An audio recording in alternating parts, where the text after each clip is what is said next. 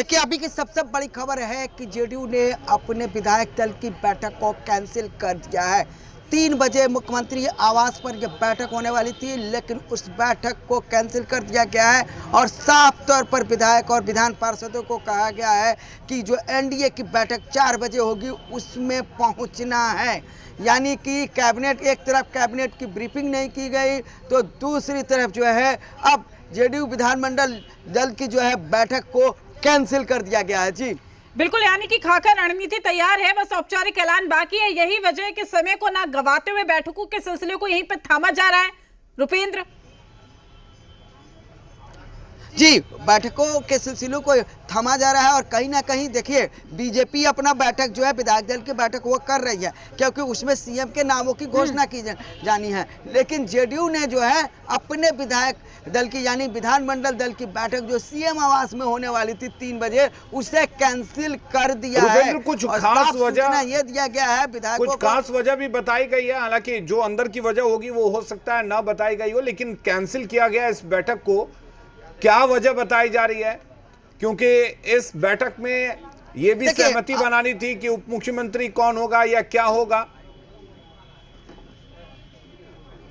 देखिए, तमाम सहमति बनानी थी। कई लोग जो है कहीं ना कहीं मुख्यमंत्री नीतीश कुमार के फैसले से दबी जुबान जो है वो नाराज भी चल रहे थे, तो बैठक में कुछ आगे ना हो जाए क्योंकि मुख्यमंत्री नीतीश कुमार ने पूरी तरह से फैसला ले लिया है और उसी तरह से तैयारी की जा रही है। तो इन तमाम बैठकों में कुछ ना कुछ अगर इधर उधर होता है, कोई नाराजगी होती है या कोई लोग भावुक हो जाएंगे, इन तमाम चीज़ों को देखते हुए जेडीयू ने अपने विधानमंडल दल की बैठक को कैंसिल किया है और अब जो है पूरी की पूरी ये संभावनाएं जताई जा रही है कि मुख्यमंत्री नीतीश कुमार किसी भी समय इस्तीफा दे सकते हैं। जी बिल्कुल, हमारे साथ हमारे गेस्ट भी लगातार जुड़े हुए हैं, उनका भी रुख कर लेते हैं। आप रुपेंद्र लगातार बने रहिएगा, अपडेट हम आपसे लेते रहेंगे। अरुण जी, आप जिस बात का जिक्र कर रहे थे मैं चाहूंगी उसे पूरा कीजिए।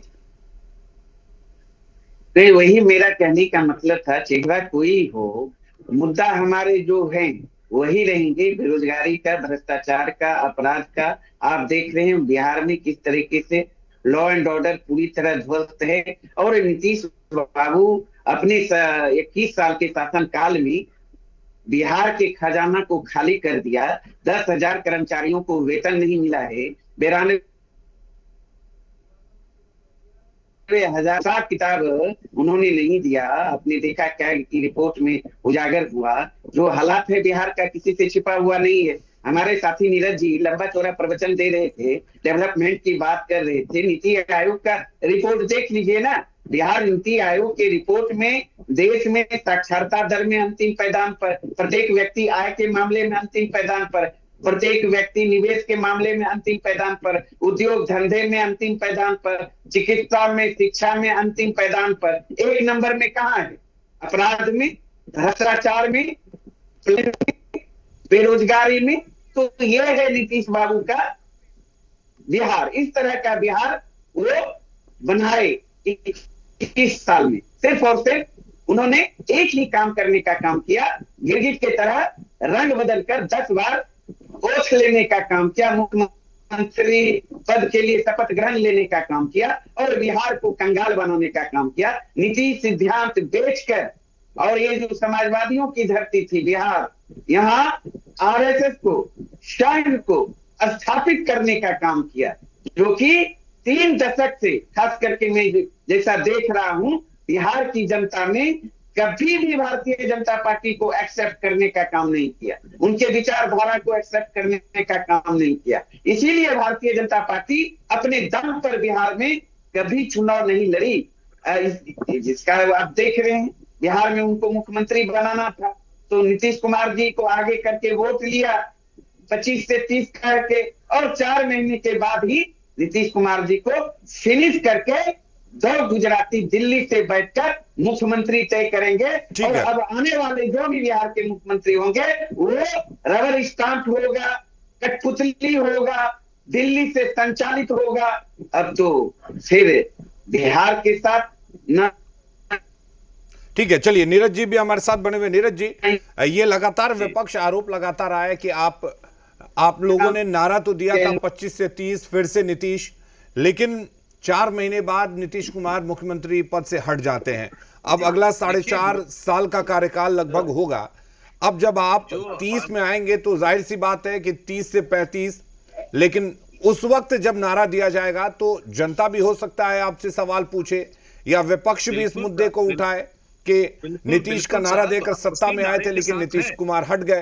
तो ये चुनौती कितनी बड़ी होगी एनडीए के लिए, खासकर बीजेपी के लिए? जवाब सुन लीजिए ना, बिल्कुल हम उसी नारे के साथ हैं। आरजेडी के प्रवक्ता हताशा और निराशा में चले गए, इसलिए वो इस तरह की थोथी बयानबाजी कर रहे हैं। निश्चित रूप से नीतीश कुमार जी के ही मार्गदर्शन में और उनकी इच्छा से ही, और जो विधायक एनडीए के जीत के आए थे वही विधायक बैठ करके अपना नेता चुनेंगे। बिल्कुल लोकतांत्रिक तरीके से यह हो रहा है। और 25 से 30 फिर से नीतीश की जो नीतियां हैं, नीतीश कुमार की जो नीतियां है, उसी नीति को आगे बढ़ाने का हम लोग काम करेंगे।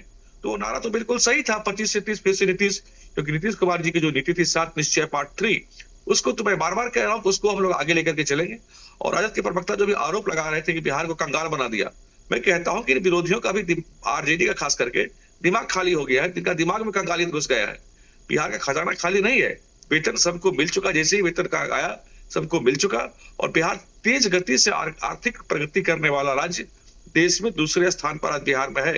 ये नीतीश कुमार की देन है। बिहार की चमचमाती सड़कें, महिलाओं को कितना सशक्त किया बिहार में। ये लोग आरोप लगाते हैं कि 10,000 रुपया देकर वोट लिया। मैं इससे पूछना चाहता हूं कि जब नीतीश कुमार जी ने पंचायती चुनाव में 33% का आरक्षण दिया था महिलाओं को, साइकिल बांटे थे, पोशाक बांटे थे, उस समय कौन सा चुनाव था साहब? दरअसल ये लोग महिला सशक्तिकरण का सम्मान कर ही नहीं सकते, महिला विरोधी लोग हैं। इनके एक सांसद ने महिला आरक्षण बिल को पार्लियामेंट में अडवाणी जी के हाथ से फाड़ कर फेंका था। उसी पार्टी की ये लोग ही लोग संविधान का सम्मान कर सकते हैं? ये सिर्फ परिवारवादी वंशवादी पार्टी। और जब भी इनकी सरकार बिहार में रही है तो उन्हें पूरे बिहार को कंगाल करने का, लूटने का इन लोगों ने किया। पूरे परिवार ने मिलकर दोनों हाथों से बिहार को लूटा।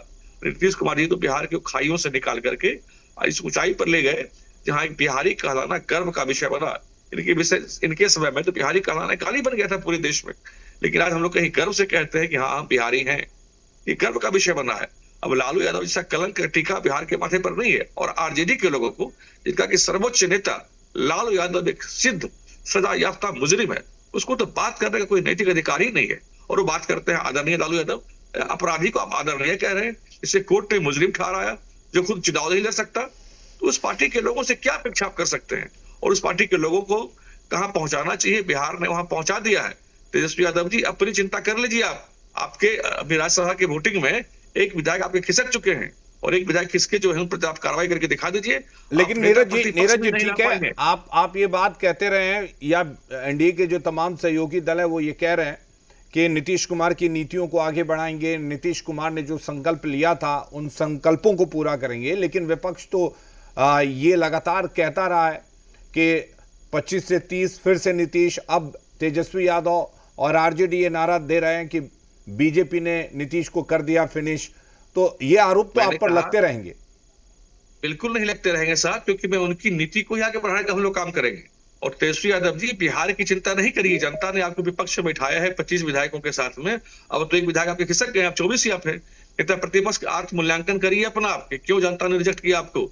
एनडीए की चिंता, बिहार की चिंता करना आपका काम नहीं है। जनता ने उस लायक आपको नहीं छोड़ा है, ना आपको ना कांग्रेस को।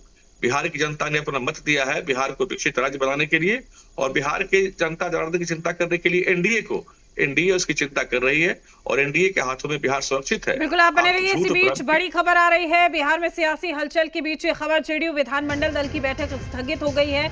आपको बता दें दोपहर 3 बजे बैठक होनी थी और सेम हाउस में आज बैठक होनी थी। विधायकों और विधान पार्षदों को दिया गया है निर्देश। एनडीए की बैठक में समय से पहुंचने का यह निर्देश दिया गया है। तो समय पर सारी प्रक्रिया को पूरा किया जाए, यही कोशिश है। और रुपेंद्र भी लगातार हमारे साथ बने हुए हैं, जानकारी दे रहे थे इससे पहले भी।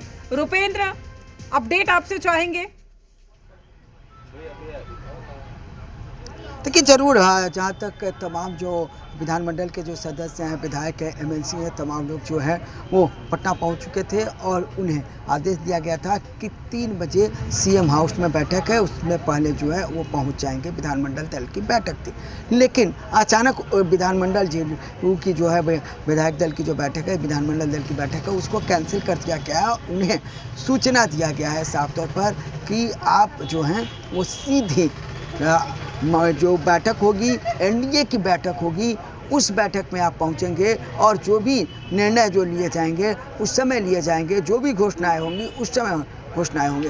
तो कई हमारे जेडीयू के विधायक से एमएलसी से मेरी बात हुई तो तमाम लोगों ने कहा कि हाँ, हमें जो है धीरे धीरे सबको सूचना हमें आ रही है कि 3 बजे की जो बैठक है उसमें नहीं आना है और अब जो है 4 बजे एनडीए की जो बैठक है उसमें पहुंचना है। तो साफ तौर पर जेडीयू ने अपने विधानमंडल दल की बैठक को कैंसिल कर दिया है। जी चलिए, आपके पास लौटेंगे रुपेंद्र, तमाम अपडेट हम आपसे लेते रहेंगे और आगे भी आपको अपडेट देंगे, लेकिन फिलहाल वक्त तो चला इस वक्त।